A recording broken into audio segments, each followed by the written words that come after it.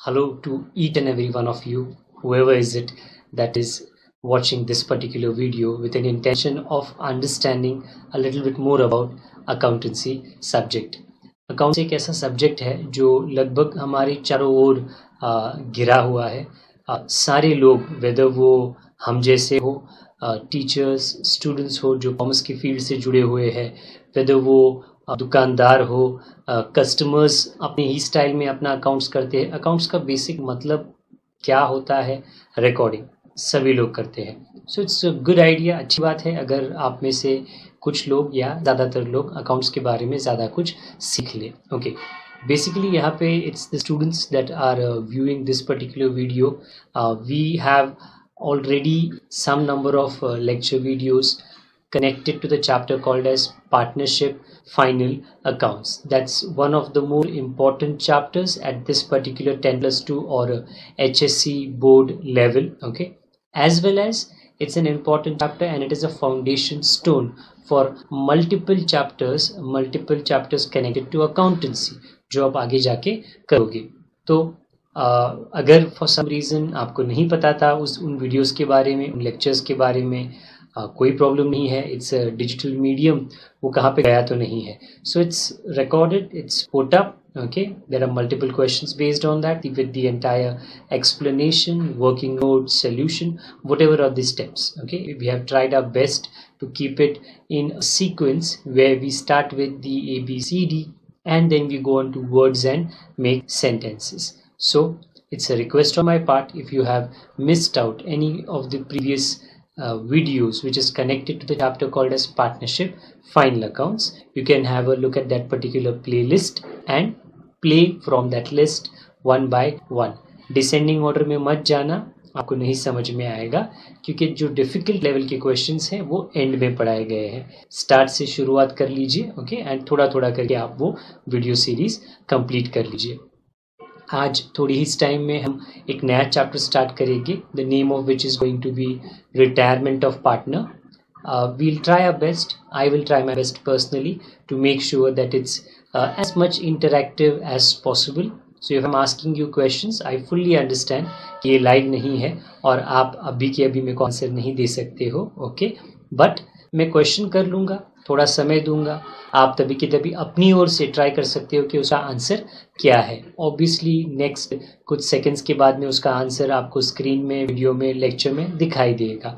सो एक कॉन्फिडेंस मिलेगा कि आपको कितना समझा है और कितना नहीं समझा, आप कितने पानी के ऊपर हो और कितने पानी के नीचे हो। ओके, सो स्टार्ट करते हैं।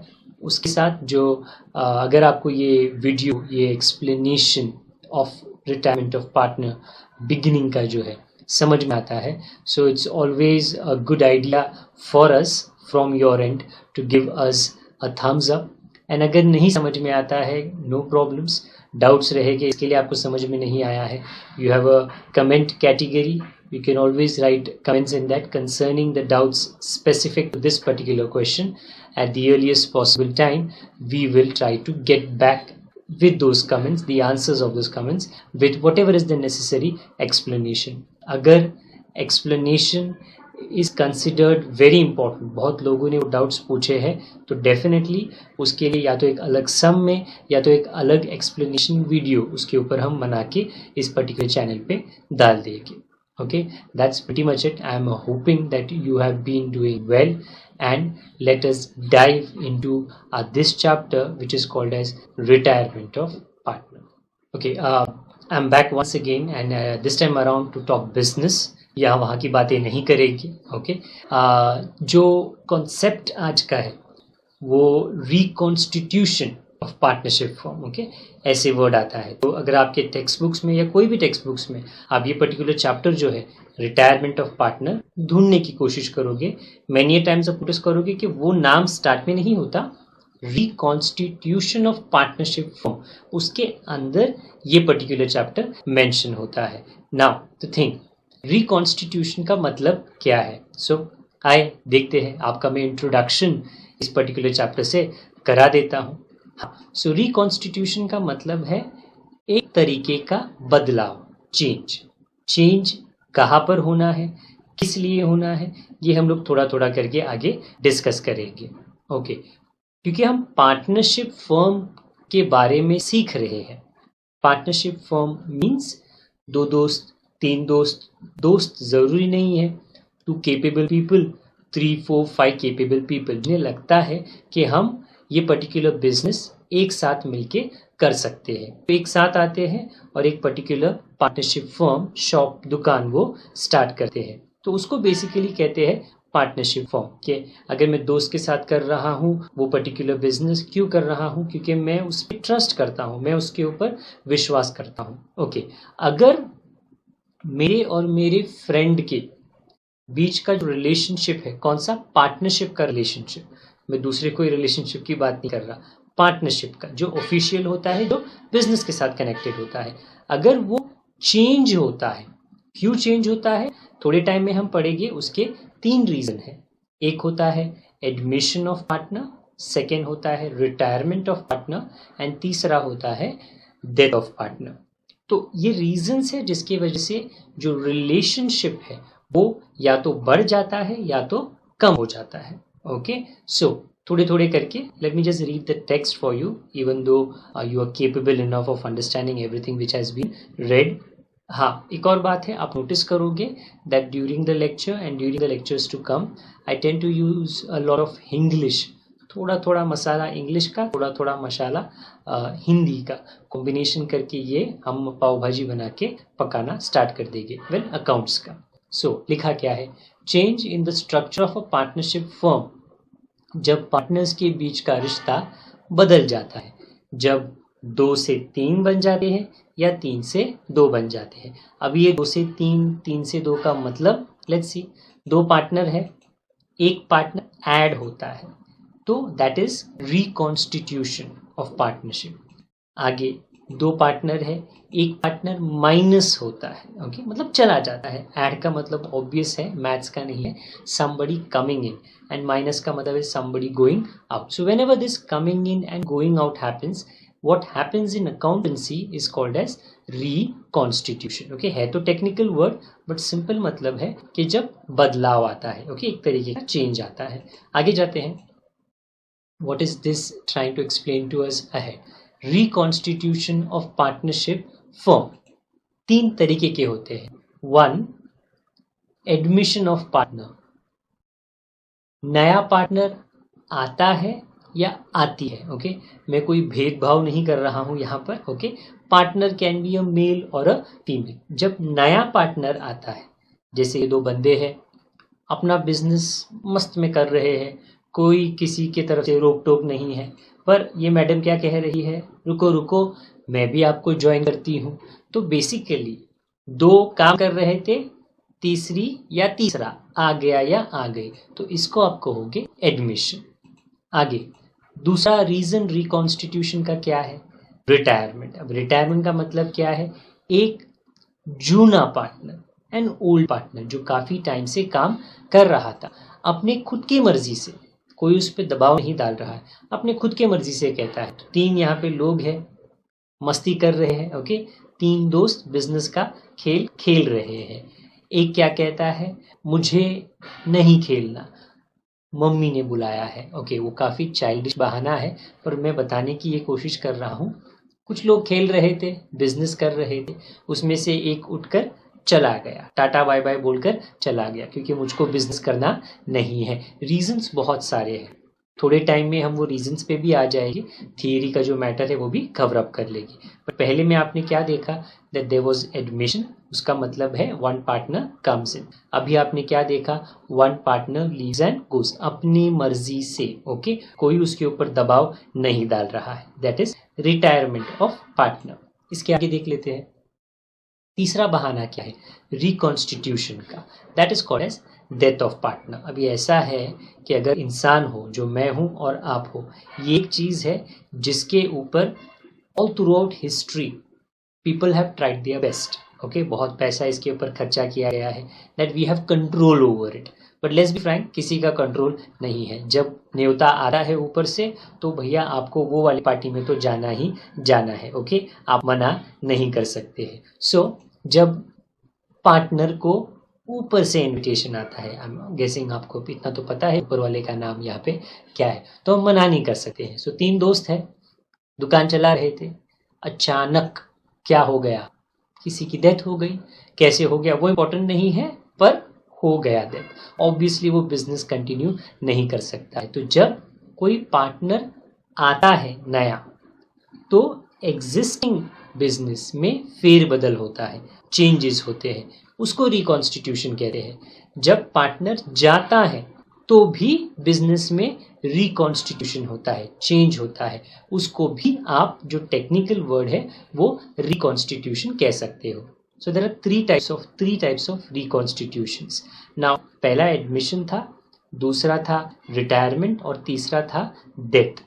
मैं ध्यान आज चैप्टर नंबर या दूसरे वेराइटी पे कर रहा हूँ, एंड दैट दूसरा variety is what, it is retirement of partner. कि जब एक पार्टनर रिटायर होता है, ओके, देन आपको क्या करना है। वे सिंपल सी बात है, आप में से आपने काफी बार सुना होगा, क्या सुना होगा आपने, कि ये बंदा, ये अंकल, ये आंटी, ये मामा, ये काका कोई कंपनी में काम करते थे, बूढ़े हो गए काम करते करते, मतलब 30-40 साल हो गया है, उसके बाद में उन्होंने क्या ले लिया, रिटायरमेंट, या तो उनको रिटायर कर दिया। अच्छा, इतना तो आपने सुना होगा। हाँ, अगर वो आंटी अंकल से आपकी बात हुई होगी, वो चाचा मामा काका से आपकी बात हुई होगी, तो उन्होंने बताया होगा, अगर उनका नाम उस कंपनी में अच्छा था कि जब मैं जा रहा था ना, मुझे उन्होंने बड़ी सी पार्टी दी, तो वो तो ऑब्वियस है कि कंपनी के लोगों को उनको इज्जत दिखाना है, इसके लिए वो अच्छा सा उनको सेंड ऑफ देते हैं। पर ऐसे ही नहीं जाने देते, ओके, या ऐसे ही जो रिटायर होता है उसको जाना नहीं है। उसका कुछ राइट्स होते हैं, कुछ हक होता है, क्योंकि उन्होंने इतने साल काम किए, उनको कुछ अमाउंट्स, कुछ रुपयों का, इनफैक्ट काफ़ी रुपयों का उनको पेमेंट होना चाहिए। सो चैप्टर को आगे लेके जाते हैं। This is the name of a chapter, retirement of partner. मैंने अभी आपको ये दिखाने की कोशिश कर रहा हूँ कि रीजंस क्या है पार्टनरशिप के रिटायर होने के। Okay, why do a person who is a partner in a business, in fact काफी बार ऐसा होता है that the business is doing good, तो भी पार्टनर रिटायर कर देता है। Now before I come up with the reasons, जो कोई साइंटिफिक रीजंस नहीं है, बड़े कॉमन रीजंस है। आप सोच सकते हो कि एक आदमी, एक पार्टनर जो है वो बिजनेस से क्यों चला जाएगा। Okay, you can give it a thought, think about it. If possible आप कमेंट बॉक्स में लिख लीजिए। आई विल ट्रस्ट इट कि आपने मेरे आंसर देने के पहले ही वो कमेंट आपने पास कर लिया है। मैच करके देख सकते हैं कि आपने क्या लिखा है और मैंने यहाँ पे क्या रीजंस दिए हैं। ओके, लेट्स टेक दिस कहानी अहेड। पहला रीजन क्या है, मेन रीजन है मिसअंडरस्टैंडिंग बिटवीन पार्टनर्स, गलत फहमी।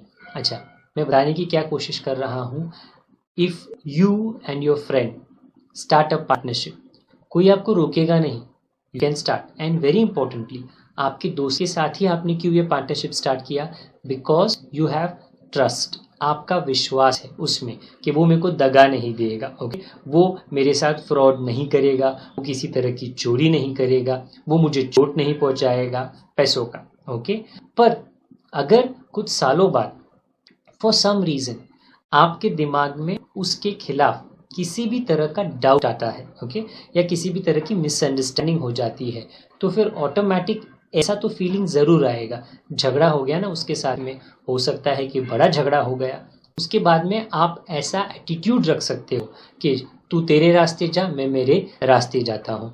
सो जब मिसअंडरस्टैंडिंग आती है पार्टनर्स के बीच में, क्योंकि किसी कानून ने तो आपको जोड़ के रखा नहीं है, ओके, आपकी मर्जी है, आपको बिजनेस करना है साथ में करो, अगर अलग अलग रास्ते पे जाना है अलग अलग आप जा सकते हो। तो पहला रीजन है, जब पार्टनर्स के बीच में किसी भी तरह की मिसअंडरस्टैंडिंग हो जाती है, एक पार्टनर डिसाइड कर सकता है क्या, मेरे को तेरा शक्ल ही पसंद नहीं है, मेरे को देखना ही नहीं सुबह सुबह तुझको, सो मैं यहाँ पे आता ही नहीं हूँ, वो रिटायरमेंट ले लेगा। सेकेंड रीजन, बुढ़ापा, old age, health complications. We live in such a environment जहाँ पे I am guessing the air that we breathe वो पोल्यूटेड है, जो चीज़ें हम खाती है भले ही वो वेजिटेबल्स हो, बोलने के लिए पौष्टिक होती है, नरिशमेंट मिलता है, बट उसमें भी किसी ना किसी का तरह का पोल्यूशन या पोल्यूटेंट मैटर या उसमें कंटेमिनेटेड होता है। मीनिंग टू से what ever you eat, what ever you drink, उसके वजह से हेल्थ कॉम्प्लिकेशंस काफ़ी होते हैं और आपको बूढ़ा होने की ज़रूरत नहीं है, हेल्थ कॉम्प्लिकेशंस जवान लोगों को भी हो सकते हैं। So when due to health reasons आप बिजनेस अटेंड नहीं कर सकते हो, आप दुकान नहीं जा सकते हो, तो आप रिटायरमेंट के बारे में सोच सकते हो या रिटायरमेंट उस बिजनेस से ले सकते हो। उसके बाद क्या है, if present business is incurring losses, this is a very common reason. Business क्यों स्टार्ट किया जाता है? प्रॉफिट कमाने के लिए। ओके हाँ, अगर वो बिजनेस प्रॉफिट दे ही नहीं रहा है, अगर 3 बंदे हैं, 2 लोग बड़े पॉजिटिव है, ओके बी पॉजिटिव, उन लोग नहीं 2 दिन और रुक जाते हैं, 1 महीना और रुक जाते हैं, हमारा बिजनेस चेंज हो जाएगा। But if somebody is like नहीं, मैं नहीं रुक सकता, ये बिजनेस घाटा कर रहा है, मेरे को छोड़ के जाना है, सो पॉसिबल है कि वो रिटायरमेंट ले लेगा। Next reason, start a new business venture. What do you mean by that? अगर एक पार्टनर को ऐसा लगता है कि मार्केट में ये नया प्रोडक्ट अगर मैं बेचूं तो मेरा वो बिजनेस और अच्छा चलेगा, पर क्योंकि वो मौजूदा बिजनेस के साथ में ही is connected to the existing business, तो वो दोनों घोड़े नहीं दौड़ा सकता, वो नया भी स्टार्ट नहीं कर सकता है, वो ओल्ड पे भी रह नहीं सकता है। तो ही मे डिसाइड, अगर उसको उसका पूरा ध्यान नए बिजनेस पे देना है, वो ओल्ड वाले से रिटायरमेंट ले लेगा। Okay next, satisfied with life. अभी इसका मतलब क्या है? जैसे लिखा है, जीवन में संतुष्ट, बोले तो आप मिस्टर हैप्पी हो। Not everybody is that, but some of you are, some of us become, everybody at least tries to achieve that level of happiness। मतलब मैं खुश हूँ, मैंने मेरे पैसे कमा लिए हैं, मैंने मेरी फैमिली को देख लिया है, मैंने मेरे जो नॉट एनवायरनमेंट है, मैंने जो मेरी सोसाइटी है, मैंने थोड़ी दान दक्षिणा भी वहाँ पे कर ली है, थोड़े सोशल काम भी कर लिए हैं, अभी मैं तीर्थ यात्रा पे, मैं होली पिलग्रिमेज पे जाता हूँ। कुछ ऐसे होते हैं जो ऐसे लेवल पे पहुँच जाते हैं कि उनको स्ट्रेस नहीं चाहिए, स्ट्रेस लेने की उनको ज़रूरत भी नहीं है। So in this particular situation most definitely somebody can take a retirement. तो these are very common reasons, इसमें कोई मैथ्स या साइंस नहीं है। आगे जाते हैं, what's the next thing that we are learning, कि रिटायरमेंट ऑफ पार्टनर में कौन से अकाउंट्स बनते हैं। Okay right now I am just reading these out to you, we will practice this one by one in today's lecture itself। fine, following accounts are prepared। okay एकदम अलग है जो हमने previous chapter किया है उससे। पहला, profit and loss adjustment account और revaluation account। now this is half your solution whenever you are solving retirement of partner, most definitely ये पर्टिकुलर चीज आपको हर सम में आएगी और ये आपका हाफ सोल्यूशन होगा। तो आज हमारा ध्यान इसके अंडरस्टैंडिंग पे होगा कि ये हम किस तरह अंडरस्टैंड करें, किस तरह इसमें हम अकाउंटेंसी करें। दूसरा है पार्टनर्स कैपिटल अकाउंट, आज इस पे ज़्यादा ध्यान नहीं रखेंगे, आगे आगे जैसे हमारा चैप्टर जाएगा we'll try to understand this also। So third is new balance sheet। now what does new balance sheet mean? Balance sheet normal होता है, पर जब भी एडमिशन होता है तो बैलेंस शीट बदल जाता है। जब भी रिटायरमेंट या डेथ होता है तो भी जो बैलेंस शीट है वो चेंज हो जाता है। तो वो किस तरह चेंज करना है हमको, वो हम इस पर्टिकुलर चीज़ में पढ़ेंगे। चौथा और लास्ट का, कभी कभी आपको कैश या बैंक अकाउंट प्रिपेयर करना पड़ता है। सिंपल सी बात है, कैश अकाउंट का मतलब पैसा आ रहा है और पैसा जा रहा है। तो एडमिशन में ऐसा होता है कि पैसा आता है जाता है। ओके क्योंकि आपने आपके दूसरे सब्जेक्ट्स में हो सकता है इसकी पढ़ाई की होगी। There is something called as types of partners. एक होता है active partner. What's an active partner? जो एक्चुअली बिजनेस में आता है, दुकान में बैठता है, काफ़ी काम करता है, तो उसको एक्टिव पार्टनर कहते हैं। होता है कभी माइनर पार्टनर, मतलब जो 18 ईयर्स से कम है, पार्टनर तो है बट वो अभी तक 18 ईयर्स का हुआ नहीं है। So there are different partners. Nominal partner, तो कुछ ऐसे पार्टनर्स होते हैं जो सिर्फ पैसा लेकर आते हैं, वो खुद नहीं आते क्योंकि उनके पास इतना पैसा है, वो बस पैसा मतलब कैपिटल लेकर आते, फिर घर पे बैठ जाते हैं, कभी आते नहीं है, ऑफिस में शक्ल दिखाने को आते नहीं है। तो ये लोग मतलब जब भी एडमिशन होता है तो पैसा आता है, जब रिटायरमेंट होता है तो पैसा जाता है। So there are different situations of cash coming in, cash going out. We will be dealing with that also. Okay आगे क्या लिखा है? When a partner retires, ABC, C retire कर दिया तो उसको सेंड ऑफ पार्टी तो देनी पड़ेगी ना आपको। आगे क्या लिखा है? The continuing partners have to give him a send off party and everything the retiring partner deserves. जो उसका हक बनता है रिटायरिंग पार्टनर का should be handed over to him. जो भी उसका हक बनता है वो सारी चीजें आपको उसको देनी है, मना आप नहीं कर सकते हो। Now let's try to understand कि what does a retiring partner deserve, उसको क्या क्या मिलना चाहिए। Again I will wait for a few seconds. आप भी सोचिए, if you are someone who is working in a firm और अ कंपनी, आपने 20-25 ईयर्स काम किया, उसके बाद में आप रिटायर हो रहे हो, बड़ी ईमानदारी से काम किया, ऑनेस्टली काम किया, ओके, मेहनत आपने की, and now you are retiring. Will you just take accept the send off party, हाँ देखो मेरे को उन्होंने पार्टी दे दी, उन्होंने अच्छे अच्छे स्नैक्स खिला दिए, बस मेरा पेट भर गया, मैं संतुष्ट हूँ, मैं अभी कुछ नहीं बोलने वाला? Absolutely not. ओके, आपने इतनी मेहनत की है, आपकी मेहनत के कारण वो पर्टिकुलर कंपनी एक पर्टिकुलर लेवल पे पहुंची है, so you deserve some amount of payments for all the hard work that you have put in. So जब भी आप जा रहे हो, आप आपके बॉस के कैबिन में तो डेफिनेटली जाओगे, ओके, आप एचआर डिपार्टमेंट के पास डेफिनेटली जाओगे और पूछोगे, देखो भाई जो मेरा हिसाब है करा दो, मैं कल से आने वाला नहीं हूँ, so some payments have to be done for you. Now you can think about it, आप कमेंट बॉक्स का यूज कर सकते हो and you can jot down the points there कि आपके हिसाब से as per you when a person retires, okay, उसको क्या क्या पेमेंट मिलना चाहिए।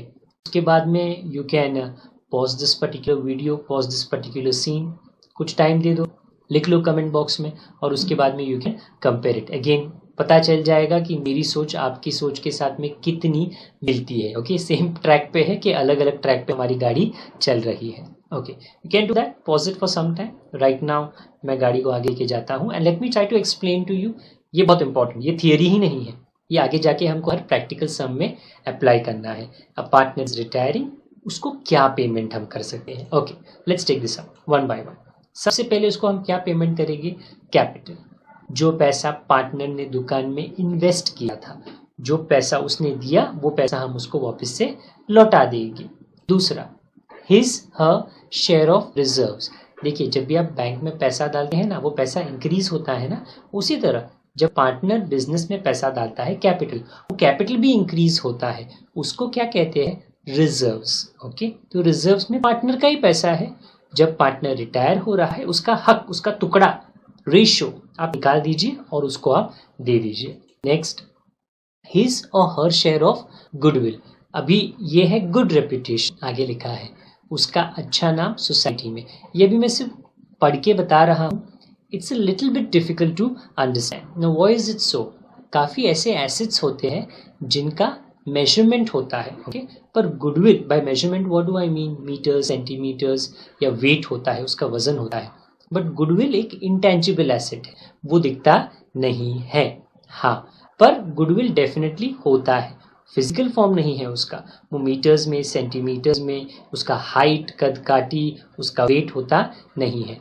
तो आपको मतलब ABC, सी इज रिटायरिंग, तो ए एंड बी को कुछ मैथ्स करना पड़ेगा, कुछ कैलकुलेशन करना पड़ेगा, और ये पता करना पड़ेगा कि सी का रेपुटेशन कितना है, सी के वजह से कितने कस्टमर्स बिजनेस में आते हैं, सी ने कितना नाम बनाया है सोसाइटी के अंदर, और उसका कैलकुलेशन मनी में, पैसों में आपको करना पड़ेगा, और उसको उसका पेमेंट आपको करना पड़ेगा, क्योंकि उसका हक बनता है, उसने मेहनत की है इतने सालों से। You have to convert his goodwill into money and you have to pay it to him. ये हो गया तीसरा। Next, his or her share of revaluation profit or loss. After a few minutes, my lecture will concentrate on this concept called as revaluation of profit or loss. To give it some time, मैं आपको ये explain करता हूँ।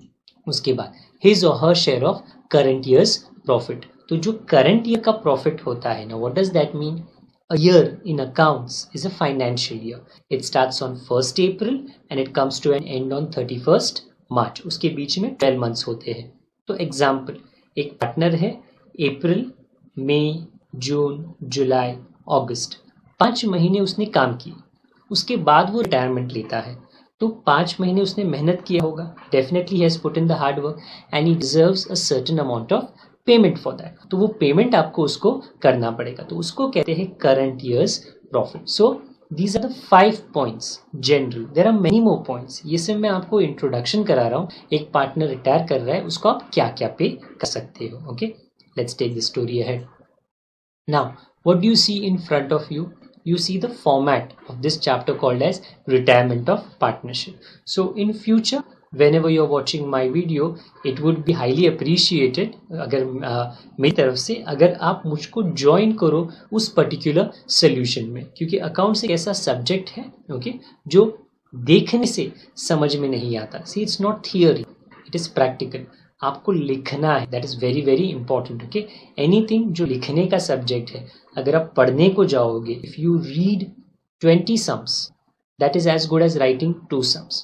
तो आप better होगा कि 2 ही सम आप लिख लीजिए, so that the mind registers exactly and understands exactly कि क्या बताया जा रहा है. Okay, so the first account जो हम आगे जाके सॉल्यूशंस में बनाएंगे उसका नाम है प्रॉफिट एंड लॉस अकाउंट और revaluation account. Okay, again in a few minutes मैं ये स्टार्ट करता हूँ कि इसका मतलब क्या है और इसका यूज क्या है. इसके बाद है partners capital account. 2 partner 3 partner हो सकते हैं. ये सिमिलर है जो प्रीवियस चैप्टर में आपको पढ़ाया गया था उससे. Okay, there is a debit and a credit side. Next you will have a balance sheet जो आपको करना है. अगेन आपने प्रीवियस चैप्टर में ये देखा ही होगा. There is liabilities and asset. इसकी खास बात क्या है मैं थोड़े टाइम में आपको बता देता हूँ. नेक्स्ट कैश अकाउंट और बैंक अकाउंट. कैश अकाउंट का मतलब है money coming in and money going out. So I have written there receipts and payment. Okay, these are the 4 accounts okay जो आपको रेडी रखने हैं. उसमें से 3 अकाउंट्स है और एक बैलेंस शीट होता है. Fine, let's take the story ahead. Now very important concept of revaluation क्या होता है, because when a partner retires revaluation किया जाता है. रीवैल्यूएशन के वजह से there is either a profit or a loss. So you have to find out when does profit happen, when does loss happen. Let me give you some examples. Examples are the best way for me to explain things to you and for you to understand the concept. पूरे sum में एक ही point है revaluation का. Okay, मतलब change in value जो मैं आज आपको इस पर्टिकुलर लेक्चर में अंडरस्टैंड या एक्सप्लेन करा रहा हूँ. Okay, let's take this. एक होता है ओल्ड वैल्यू, एक होता है न्यू वैल्यू और बीच में क्या होता है री वैल्यू. सिंपल सी बात है, अगर आपने एक पर्टिकुलर एसेट खरीदा, महंगा नहीं करते, सिंपल रखते, 50 रुपीज़ का, 5 साल हो गए और अभी आप उसको बेचने को गए और दुकानदार ने कहा कि सर मैं आपको सिर्फ क्या 5 रुपये दूंगा. तो 5 साल पहले जो आपने एग्जाम्पल 50 रुपया में लिया था, ओके, अभी वो 5 रुपया हो चुका है. तो बीच में 45 रुपीज़ का क्या हो गया decrease. That decrease is what revalue. वो 45 रुपीज़ से रीवैल्यू हो चुका है. तो sometimes prices go up and sometimes prices go down, values go up, values go down. To handle this we prepare an account, the name of which is revaluation account. Okay, right now let me explain to you जब value up जाता है and down जाता है, क्योंकि your question can be कौन सा value up and down जा रहा है, assets and liabilities. Okay, asset up down हो सकता है, लाइबिलिटीज अप डाउन हो सकते हैं. तो कब नफा होता है, कब नुकसान होता है, कब प्रॉफिट होता है, कब लॉस होता है, वो हम लोग अंडरस्टैंड करने का ट्राई करते हैं. ओके, मैं आपको एग्जांपल्स दे रहा हूँ because they make things very simple. Land and property is what you can see on your screen. Okay, जगह जायदाद है आपके पास या आपके मम्मी डैडी या आपके नाना नानी के पास, गांव में होगा, पॉसिबल है.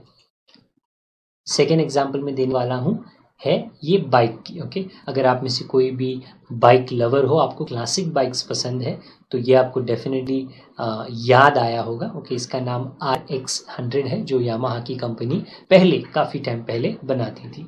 हाँ, मोटर बाइक. तीसरा क्या है मशीनरी, इसके बारे में हम बात करेंगे. चौथा क्या है बिजनेस लोन, मतलब bank loan. Okay, so the first 3 are assets and the last one is a liability. Let's take this thing ahead. Land का ओल्ड वैल्यू कितना था 50,000, न्यू वैल्यू 5 लाख. चेंज कितने का आया, बदलाव. Okay, 4,50,000. Increase, very important. Land is an asset, asset increase हो गया. Question, whether 4,50,000 which is a increase in land, that means an increase in asset, is it profit or loss? It's a question. अभी answer नहीं कर रहा हूं मैं, मैं आपको और एग्जांपल्स दे रहा हूँ, सोच के रखना, थिंक अबाउट इट। कि मेरे पास प्रॉपर्टी था, ऐसे सोचो हमेशा, तीसरे के बारे में मत सोचो, खुद के बारे में सोचो। मेरे पास प्रॉपर्टी था, वो पहले 50,000 का था, अभी उसकी कीमत बढ़ गई है। ओके, 4,50,000 से बढ़ गई है, इंक्रीज। तो क्या हो गया, प्रॉफिट हुआ कि लॉस? आगे, मशीनरी, उसका ओल्ड वैल्यू 30,000, न्यू वैल्यू 27,000, तो उसका वैल्यू तो कम हो गया ना, डिक्रीज 3,000। तो ये जो 3,000 है, हर एक बदलाव, चेंज, या तो प्रॉफिट होता है या तो लॉस। तो ये 3,000 प्रॉफिट है कि लॉस, ये हमको समझना है। फिर बाइक के बारे में बात करते हैं। इसका old value 60,000, new value 85,000। You may be surprise कि सर बाइक है, पुरानी हो चुकी है, तो वैल्यू कैसे बढ़ गया? बिल्कुल क्वाइट सिंपल है, ये एक एंटीक बाइक हो चुकी है। ओके, काफ़ी बाइक लवर्स इस पर्टिकुलर बाइक को बहुत पसंद करते हैं। ओके, इसके इंजन की वजह से, जो आवाज़ ये करती है उसके वजह से। तो अगर आप ये वाली बाइक के ओनर हो और आज आप बेचने जाओ, आपको कम नहीं, आपको ज़्यादा कीमत मिलेगा। तो ये कितने से बढ़ गया है? 25,000। क्वेश्चन, क्या ये 25,000 प्रॉफिट है कि लॉस? और बैंक लोन, बैंक लोन एक लाइबिलिटी है, कितना था? 15,000, फिर 18,000 का हो गया, तो बढ़ गया ना, कितना बढ़ा? 3,000। अगेन क्वेश्चन, क्या ये 3,000 प्रॉफिट है कि loss? I give you a bit of a time, you have got 4 questions on your screen, think about it one by one. के land value is going up, 2 choices. Okay, अगर आप KBC खेलो तो 50-50 के profit है कि loss. बाजू में machinery है, उसका 3,000 कम हो गया, प्रॉफिट और लॉस। फिर मोटर बाइक है, उसका 25,000 इंक्रीज हो गया, प्रॉफिट और loss. And then bank loan, business loan, वो 3,000 से इंक्रीज हुआ, प्रॉफिट या loss. Okay, first one I am giving you the answers, आप कंपेयर कर लीजिए, आपने क्या सोचा और आपने क्या कमेंट बॉक्स में टाइप किया। सो लैंड का कीमत बढ़ गया। अभी लैंड का कीमत बढ़ गया का मतलब क्या है? अगर आप उसे 5 साल पहले बेचते, आपको 50,000 मिलता, बट आज बेचने को जाओगे न्यू वैल्यू, तो आपको 5 लाख मिलेगा, तो एक्स्ट्रा मिलेगा ना। अगर एसेट बढ़ता है, asset increases, it's good for us. Okay, मतलब क्या है? आपका फायदा होता है, so it's a profit. So profit 4,50,000। Machinery देख लो, मशीन 30 का था, कम हो गया, 27 पे आ गया, मतलब पहले आप 30,000 में बेच सकते थे, सेलिंग वैल्यू, अभी आप सिर्फ 27,000 में बेच सकते हो, तो 3,000 का तो आपको नुकसान हो गया ना। ओके, तो एसेट जब बढ़ता है it is good, but asset जब घटता है इट इज बैड, नुकसान होता है। So this is a loss of 3,000। Now please don't by heart this students. Okay, कि हाँ अभी सर ने बता दिया ना, चलो बाय हार्ट कर लिया। इंक्रीज का मतलब प्रॉफिट, डिक्रीज का मतलब लॉस। प्लीज ऐसे मत सोचना और ऐसे मत बाय हार्ट करना। क्यों? क्योंकि जब लाइबिलिटी इंक्रीज और डिक्रीज होता है तो फिर प्रॉफिट एंड लॉस नहीं होता, उसका बिल्कुल उल्टा होता है। क्यों? क्योंकि एसेट का उल्टा लाइबिलिटी है और लाइबिलिटी का उल्टा एसेट। आपको हर सिचुएशन एक यूनिक सिचुएशन जैसे सोचना है। एसेट बढ़ा तो फिर क्या हुआ, लाइबिलिटी बढ़ा तो फिर क्या हुआ, क्योंकि बिल्कुल उल्टा होता है। मीनिंग जब एसेट ऊपर जाता है वैल्यू में तो प्रॉफिट आपको होता है, पर जब लाइबिलिटी, प्लीज याद रखिए लाइबिलिटी इज अ रिस्पॉन्सिबिलिटी, एक तरीके से मुसीबत है, और आप बोलोगे अरे पहले ये मुसीबत 50,000 का था, अभी बढ़ के 80,000 हो गया, तो आपको तो 30,000 ज्यादा देना है ना। मतलब I am trying to explain कि when something increases it is not always something that you should be proud of. देखो बढ़ गया, कितना अच्छा हुआ, ऐसा नहीं है। एसेट बढ़ा तो profit, okay, you can be proud about it, but अगर लाइबिलिटी बढ़ा तो it is not profit, it will be a loss for you. Please keep this in mind. Okay, हमेशा जब कोई भी चीज, जब किसी भी चीज का लेवल बढ़ता है वो गुड न्यूज लेकर आता नहीं है। ओके, एग्जाम्पल जैसे मैं मेरे काफी स्टूडेंट्स को बोलता हूँ कि अगर किसी को शुगर की बीमारी है, ओके, तो शुगर की बीमारी का एक लेवल होता है, ब्लड प्रेशर का एक लेवल होता है, उससे ज़्यादा आपका हार्ट बीट का एक लेवल होता है, कम बैड, ज़्यादा बैड, एक लेवल पे होना चाहिए। तो उसी तरह अगर वो बढ़ गया शुगर का लेवल बढ़ गया, then don't be proud about it. Okay, उसके बारे में कोई गर्व नहीं करना है। देखो शुगर आपका देखो 100 है, मेरा देखो 500 है, बिल्कुल नहीं भाई। अगर आपका लेवल इतना हो जाएगा, दुनिया में जीना आपको मुश्किल हो जाएगा। So trying to explain to you, each situation is unique. Asset increase होता है, अलग से सोचना। लाइबिलिटी इंक्रीज होता है, अलग से सोचना। Okay, let's take this ahead. Bike था हमारा, बाइक का वैल्यू 25,000 से बढ़ गया, तो फिर ये प्रॉफिट है कि लॉस? भी बाइक का वैल्यू ज़्यादा हो गया तो फिर मैं तो ज़्यादा कमाऊंगा ना, इसके लिए profit. But look at loan, ये 3,000 से बढ़ा, मतलब पहले आपको भरना था 15,000 पर अभी भरना पड़ेगा 18,000, तो 3,000 ज़्यादा भरना पड़ेगा, तो आपका नुकसान होगा। Therefore it is a loss.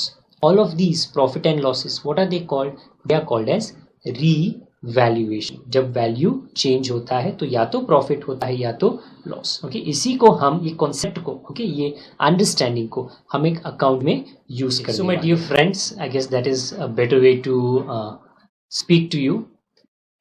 Late me give you a few examples in understanding कि ये जो रीवैल्यूएशन का चक्कर है ये हम लिखते कैसे हैं। ओके, अंडरस्टैंड करते हैं। एक बैलेंस शीट आपको दिया होगा, बैलेंस शीट में ऑब्वियस है they will give you liabilities and assets, ये क्वेश्चंस में रहते हैं। यहाँ पे मैंने क्या लिखा है, let's discuss how to handle changes in the value of assets. Okay, क्योंकि जो भी बिजनेस होता है, बिजनेस में एसेट्स तो पक्के रहते हैं। ओके, वो एसेट्स का एक पुराना वैल्यू होता है, एक न्यू वैल्यू होता है, और उसके बीच में जो चेंज होता है that is what is revalue. Okay, we are trying to understand that कि ये बीच में कितना चेंज हुआ। Now old value, new value. Investments में कुछ एग्जांपल ले रहा हूं आपके लिए।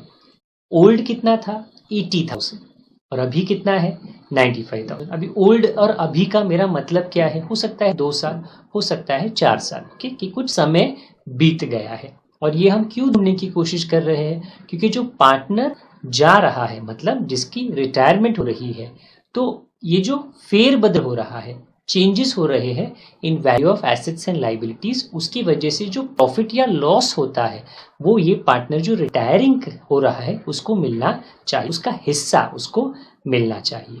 Second, okay, answer. Now this is your profit and loss adjustment account और रीवैल्यूएशन, इसके 2 नाम हैं।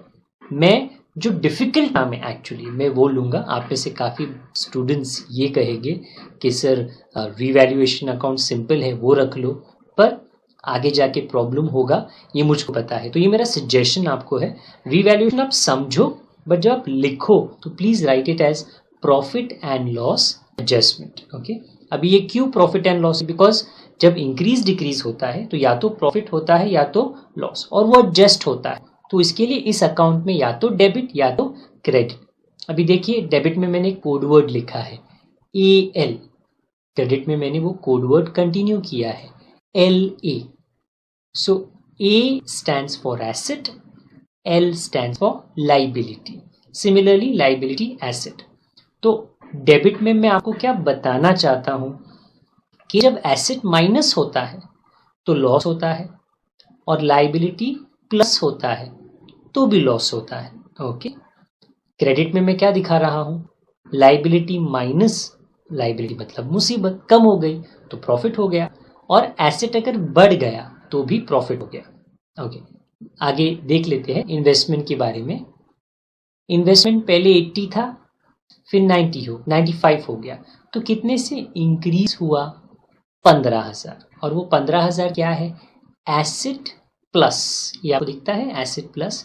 देयरफॉर वो क्रेडिट साइड पे आपको लिखना है। क्यों? क्योंकि it is credit the incomes and gains. अगे ना कोई आपसे ये पूछेगा नहीं इनकम है एक्सपेंस है, आपको इतना ही समझना है मैंने ये क्यों लिखा क्रेडिट में, क्योंकि इन्वेस्टमेंट प्लस हो गया। Investment plus means asset plus. फिर फर्नीचर, अभी फर्नीचर के बारे में क्या, ओल्ड वैल्यू 60,000, न्यू वैल्यू 51, तो कम हो गया ना फर्नीचर। फर्नीचर कम हो गया मतलब एसेट कम हो गया, कितने से 9,000। अब वो कहाँ पे लिखोगे, आपको डेबिट में कोड वर्ड दिखता है -A, तो यहाँ पे आप लिखोगे टू फर्नीचर 9,000। मैंने इसको रेड में बताया, trying to tell you that it is a decrease in asset. Okay, तो वो नुकसान है। नेक्स्ट, मशीनरी, क्या हुआ, 30,000 था, 22,000 कम हो गया, फर्नीचर की तरह ही कम हो गया। अभी जब आपका एसेट, एनी एसेट वैल्यू में कम होता है तो it's not good news for you, okay, it is bad news, आपका नुकसान हो रहा है। तो वापस से एसेट माइनस हो गया, तो माइनस ए मैंने लिखा है डेबिट साइड पे। So to machinery 8,000, okay. Next, land, property हो सकता है शहर में, हो सकता है गांव में, कहाँ ना कहाँ पे प्रॉपर्टी हो सकता है आपके पास। अगर है तो उसका एक पुराना वैल्यू और एक नया वैल्यू होगा। सो पुराना वैल्यू कितना था, 2 लाख रुपीस। नया वैल्यू कितना है, 2,50,000। कितना इंक्रीज हुआ, 50,000। क्या ये आपके लिए फायदेमंद है कि नुकसान है? आप सोच सकते हो, अगर आपके पास लैंड है और उसका कीमत बढ़ गया तो आपको तो फायदा ही होगा ना। तो वो एसेट प्लस है, ओके, एसेट प्लस। जो साइन आपको यहाँ पे दिखता है कोड वर्ड, तो क्रेडिट में आएगा, credit the incomes and gains. By land 50,000। So what have tried to explain to you with this is, when assets increase or decrease, when does a profit happen and when does a loss happen. Now let me take this little bit ahead. Changes थे मैंने already बता दिए हैं, पर investment में plus हुआ, furniture में minus, machinery में माइनस और लैंड में प्लस। और यही प्लस ए और माइनस ए हमने यहाँ पे कोड वर्ड में डाला है, ALLA, ऐसे कोड वर्ड हमने बनाया है। आगे एग्जाम्पल 2 में, सेकेंड उदाहरण में हम क्या पढ़ने वाले हैं, अभी हम लाइबिलिटीज के बारे में। एसेट तो चलो हमने थोड़ा समझ लिया कि हाँ, इंक्रीज डिक्रीज से कब प्रॉफिट होता है, कब लॉस होता है, ओके। नहीं समझा, don't worry, as a student and a dear friend of mine, it is my responsibility to repeat all of this. अभी मैं सिर्फ इंट्रोडक्शन आपको दे रहा हूँ, I am just telling you, see बाबा ऐसा होता है कि एसेट्स में चेंजेस होते हैं। अभी मैं आपको समझा रहा हूँ लाइबिलिटी में changes. Let's take some examples. Old new value, creditor का ओल्ड वैल्यू था 45,000, मतलब आपको पे करना था 45,000, अभी 25,000 है। इज इट गुड न्यूज और bad news for you? Obviously I don't have to tell you to write it in the comment box, but अगर आपको किसी को देने थे, दुकानदार को देना था 45, नेक्स्ट टाइम चले गए और दुकानदार आपको बोलता है मैडम मेरा बर्थडे है, एक काम करो, मैं आपको आज गिफ्ट देता हूँ, 20 रुपया कम कर दिया आप, तो आपके लिए तो अच्छा है ना, फायदा हो गया।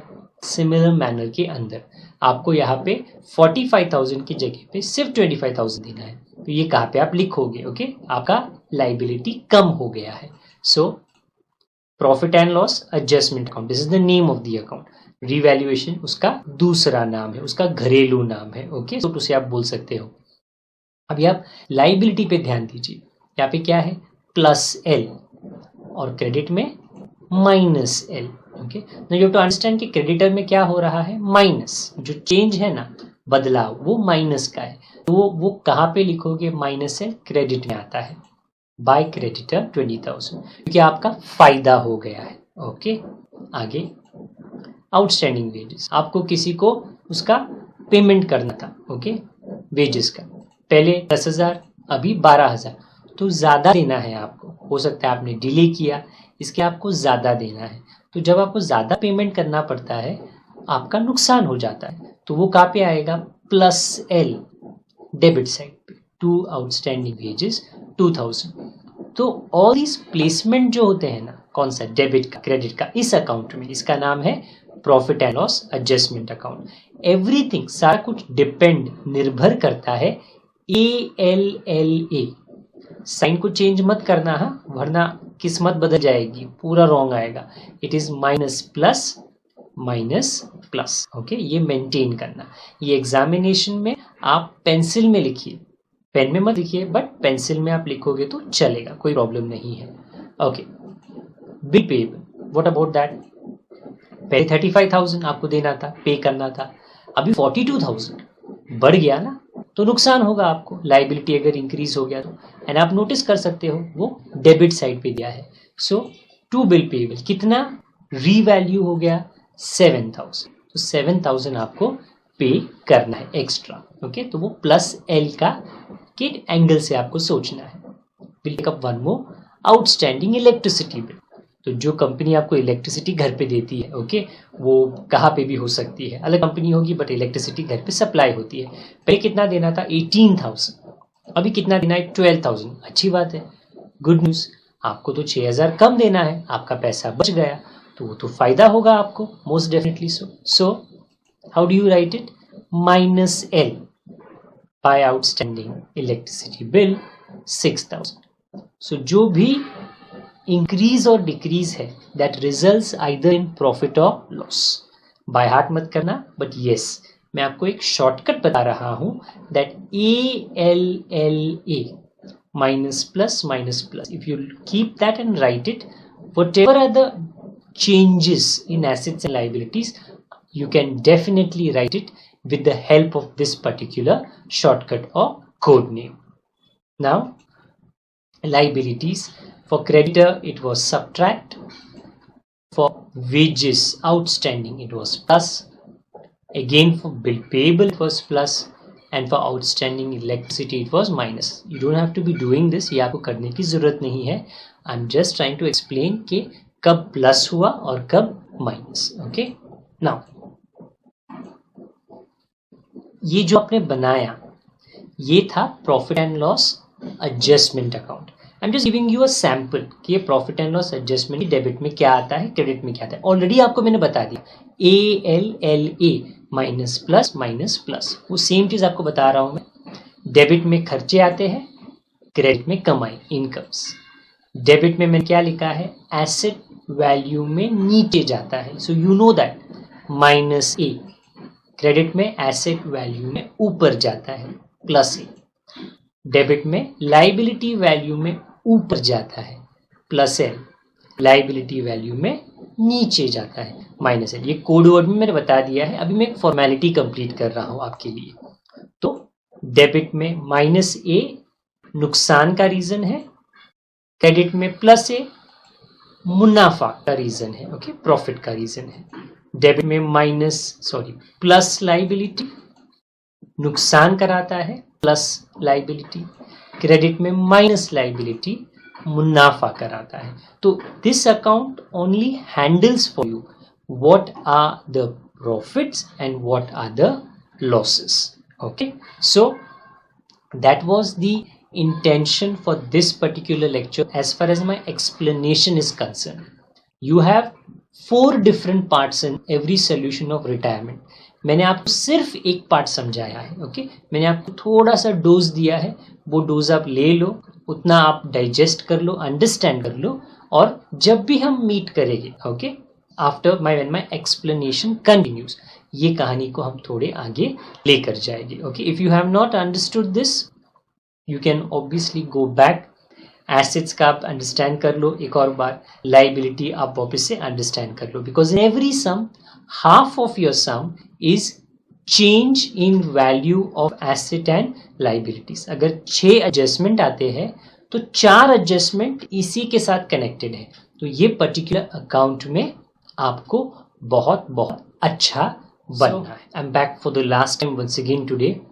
बीच बीच में ऐसे ही आने वाले चैप्टर में मैं कभी आऊँगा और फिर कभी जाऊँगा. जब भी ज़रूरत पड़ेगी मेरे एक्सप्लेनेशन की, I'll definitely appear on screen for you. I am hoping dearly that the explanation and the basic concept in retirement of partnership कि पार्टनर रिटायर हो रहा है, आपको उसके जो पैसे हैं वो देने हैं, उसमें से जो एक टाइप है उसको कहते हैं रीवैल्यूएशन. मतलब एसेट लाइबिलिटी में जो वैल्यूज चेंज होते हैं उसकी वजह से जो प्रॉफिट एंड लॉस होता है वो आपको उनको देना है. तो उसके लिए जो अकाउंट आप बनाते हो, जिसके 2 नाम है, या तो profit and loss adjustment account आप कह सकते हो, या तो रीवैल्यूएशन अकाउंट आप कह सकते हो. सो एक नई जर्नी है, एक नई यात्रा है ये पर्टिकुलर चैप्टर की, जो शुरू हो गई है.